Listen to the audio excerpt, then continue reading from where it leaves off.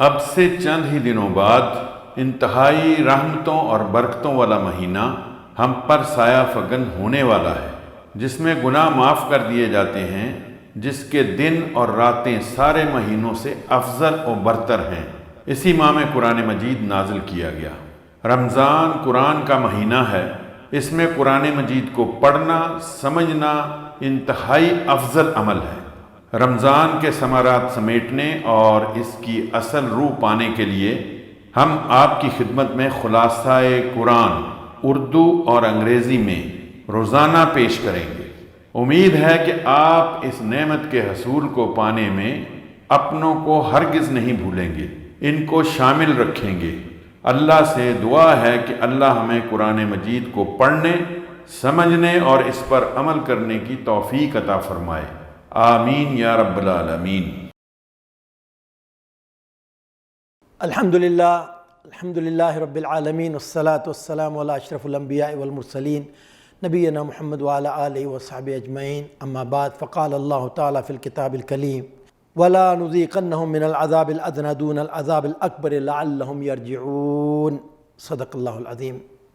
اللہ تعالیٰ قرآن کریم کی اس آیت کریمہ میں کیا فرما رہے ہیں؟ اللہ اکبر۔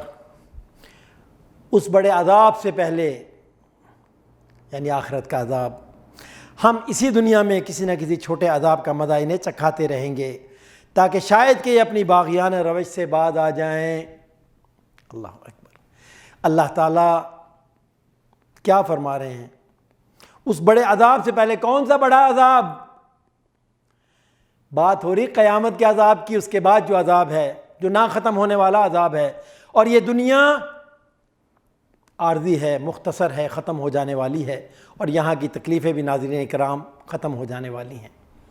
یہاں کی بیماریاں، یہاں کی تکلیفیں، یہاں کے امراض، یہاں کے دکھ، یہاں کے درد، جب دنیا عارضی ہے تو یہ سب عارضی ہیں۔ اللہ تعالیٰ بڑے اپنے بندوں پر رحیم ہیں، کریم ہیں، رحمان ہیں۔ وہ چاہتے ہیں کہ میرے بندے میرے عذاب سے بچ جائیں، تکلیف سے بچ جائیں۔ دنیا کی تکلیفیں دیتے ہیں تاکہ ہم پلٹ آئیں، اپنے روش سے باز آ جائیں، جو باغیانہ روش ہم نے اختیار کر رکھی ہے۔ آج کل یہ باتیں عام ہو رہی ہیں کہ جو وائرس پھیلا ہوا ہے، خونی وائرس، اس کے بارے میں کہ اللہ نے عذاب نازل کر دیا ہماری حرکتوں کی وجہ سے، دنیا والوں کی حرکتوں کی وجہ سے، نافرمانیوں کی وجہ سے۔ لیکن کچھ لوگ ایسے بھی ہیں جو کہتے ہیں بھائی یہ عذاب نہیں ہے، یہ تو آزمائش ہے۔ آپ کو پتہ ہے کہ آزمائش اور عذاب میں فرق کیا ہے؟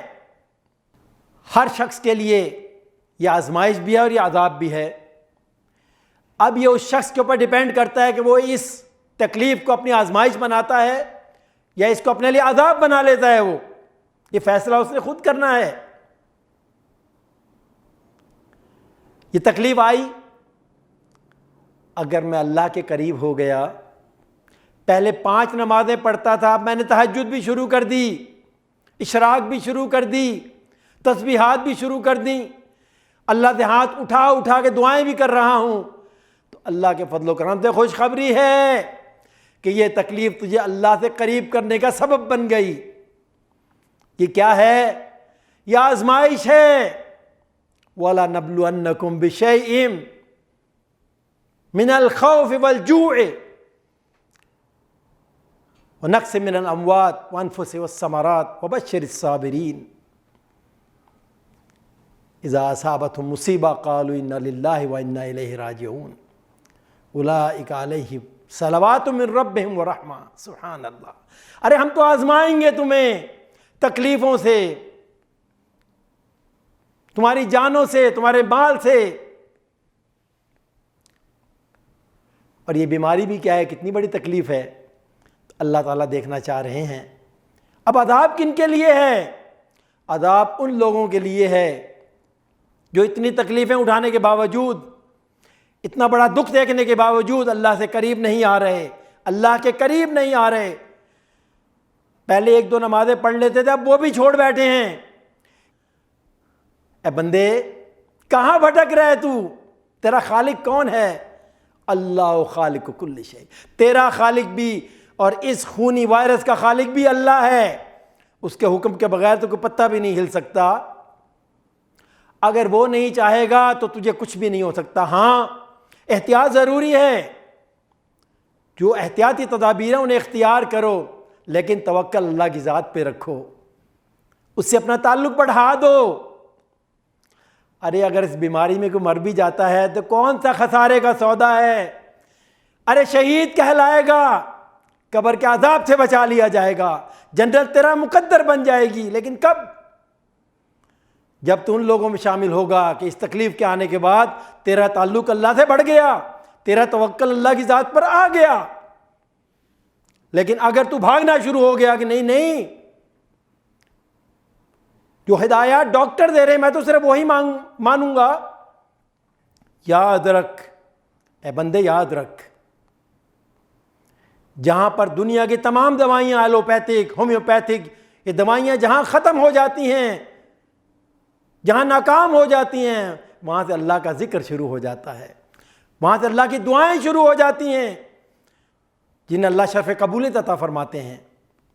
ہاں ایسا بھی نہ ہو کہ حکام کی بات نہ مانی جائے، کیونکہ قرآن میں ہمیں یہ تربیت دی گئی ہے، یا ایھا الذین آمنوا اطیعوا اللہ واطیعوا الرسول واولی الامر منکم، حکم ہے کہ اللہ کی تابعداری کرو، حکم مانو، نبی کا حکم مانو، اطاعت کرو، اور اس کے بعد جو تمہارے حکمران ہیں واولی الامر منکم، ان کی بات بھی مانو، لیکن اگر وہ درست بات تمہیں بتا رہے ہیں، تمہاری اصلاح کے لیے بتا رہے ہیں، تمہارے فائدے کے لیے بتا رہے ہیں اور شریعت کے حدود میں بتا رہے ہیں،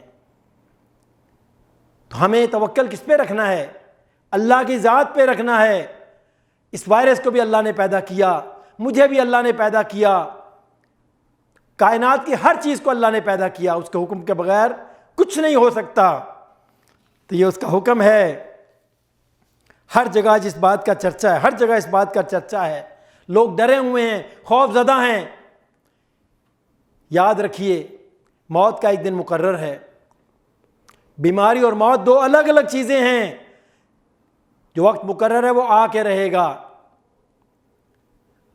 اللہ تعالیٰ اپنے فضل و کرم سے ہمیں توفیق عطا فرمائے کہ ہمارا توکل اللہ پہ زیادہ بڑھ جائے اور ہم اسی سے دعائیں کریں اور اس مشکل کو دور کرنے کے لیے اس کے در پہ جائیں، اس سے مانگیں، اور بہت زیادہ ضرورت ہے توبہ استغفار کرنے کی میرے بھائیوں، بہت زیادہ توبہ استغفار کریں۔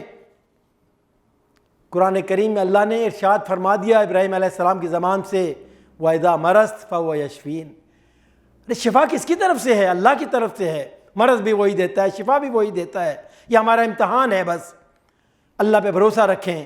اللہ تعالیٰ کی بارگاہ میں دعا ہے کہ اللہ تعالیٰ ہمیں صحیح بات سن کے اس پہ عمل کی توفیق عطا فرمائے۔ وآخر دعوانا الحمدللہ رب العالمین۔ چند دن کی بات ہے، ایک دفعہ پھر رمضان المبارک کا مہینہ ہمارے اوپر سایہ فگن ہونے والا ہے۔ اس کی رحمتوں کی بارش ہماری زندگیوں کو سیراب کرنے کے لیے برس رہی ہوگی۔ اس مہینے کی عظمت و برکت کا کیا ٹھکانہ، جسے خود نبی کریم صلی اللہ علیہ وسلم نے شہر عظیم اور شہر مبارک کہہ کر پکارا، یعنی بڑی عظمت والا اور بڑی برکت والا مہینہ۔ نہ ہمارا تصور اس ماہ کی عظمت کی بلندیوں کو چھو سکتا ہے، نہ ہماری زبان اس کی برکتوں کا احاطہ کر سکتی ہے۔ حضرات، لگتا ہے اللہ سبحانہ وتعالیٰ ہم سے ناراض ہے۔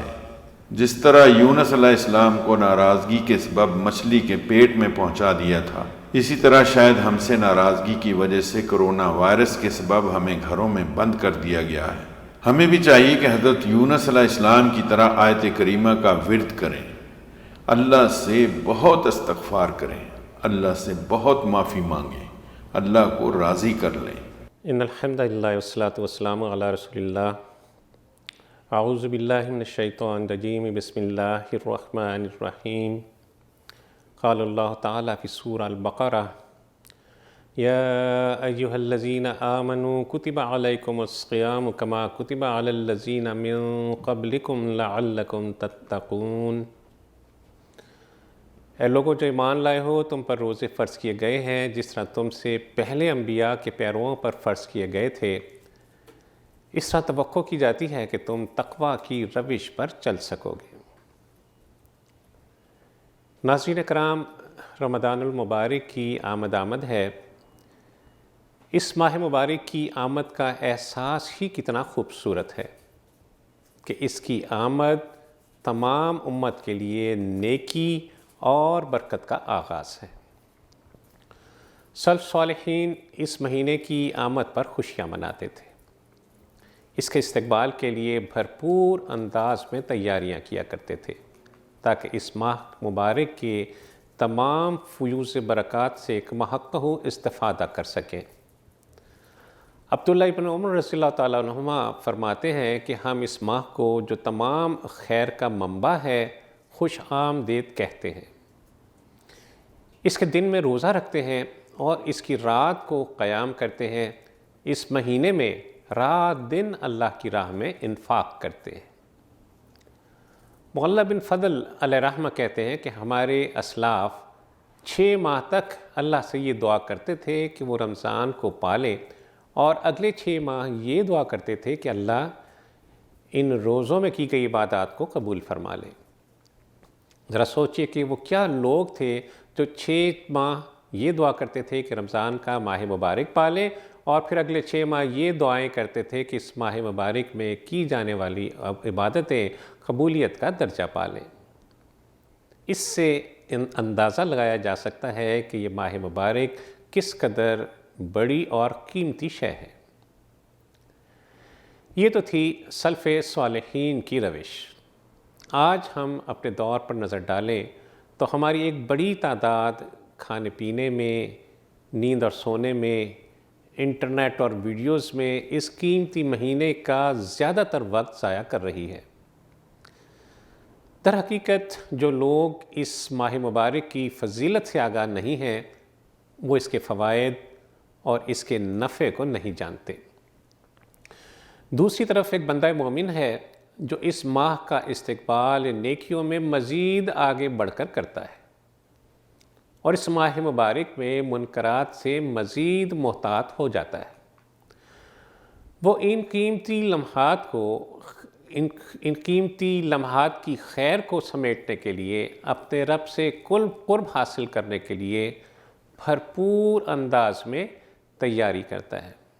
اللہ کی رضا، اس کی خوشی کا طالب ہوتا ہے، اور ساتھ ہی ساتھ اس کے عذاب سے خوف زدہ بھی ہوتا ہے۔ وہ اس ماہ مبارک کا استقبال اس فکر کے ساتھ کرتا ہے کہ یہ اللہ نے اسے نیکی میں آگے بڑھنے کا ایک اور موقع عطا فرمایا، اور اس کے پیش نظر اللہ عز و جل کا یہ حکم رہتا ہے کہ فاستبقوا الخیرات، کہ پس تم نیکیوں کی طرف آگے بڑھو، نیکیوں میں سبقت لے جانے کی کوشش کرو۔ آئیے اپنے رب کی حضور صدق دل سے توبہ کریں، شریعت کو اپنا شعار بنا لیں، نماز اور قرآن سے اپنا رشتہ جوڑ لیں، اپنے آپ کو مسنونہ اذکار کا عادی بنائیں، اور زیادہ سے زیادہ مسنون دعاؤں کا اہتمام کریں۔ کوئی نہیں جانتا کہ اگلے برس یہ ماہ مبارک ہم میں سے کس کس کو نصیب ہوتا ہے۔ طبرانی کی ایک روایت میں انس رضی اللہ تعالیٰ عنہ سے مروی ہے، کہتے ہیں کہ میں نے رسول اللہ صلی اللہ علیہ وسلم کو یہ فرماتے سنا کہ رمضان المبارک کا مقدس مہینہ آ گیا، اس میں جنت کے دروازے کھول دیے جاتے ہیں اور دوزخ کے دروازے بند کر دیے جاتے ہیں، اس میں شیاطین کو جکڑ دیا جاتا ہے۔ فرمایا کہ وہ شخص بڑا ہی بد نصیب ہے جس نے اس ماہ مبارک کو پایا لیکن اپنی بخشش کا سامان نہ کر سکا۔ اگر اس کی اس مغفرت کے مہینے میں بھی بخشش نہ ہوئی تو پھر کب ہوگی؟ اللہ عز و جل سے دعا ہے کہ وہ ہمیں اس ماہ مبارک کی تمام فیوز و برکات عطا فرمائے، اس ماہ مبارک کو ہماری مغفرت کا سامان بنا دے، ہماری کوتاہیوں سے صرف نظر فرمائے، ہماری کمزور سی حقیر سی عبادات کو قبول فرما لے، ہم سے راضی ہو جائے۔ وصلی اللہ تعالی علی خیر خلقہ محمد وعلی آلہ وصحبہ وسلم۔ صلوا علیہ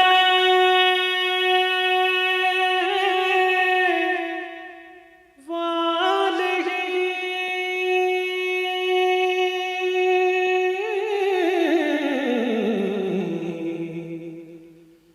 صلو علیہ وآلہ، صلو علیہ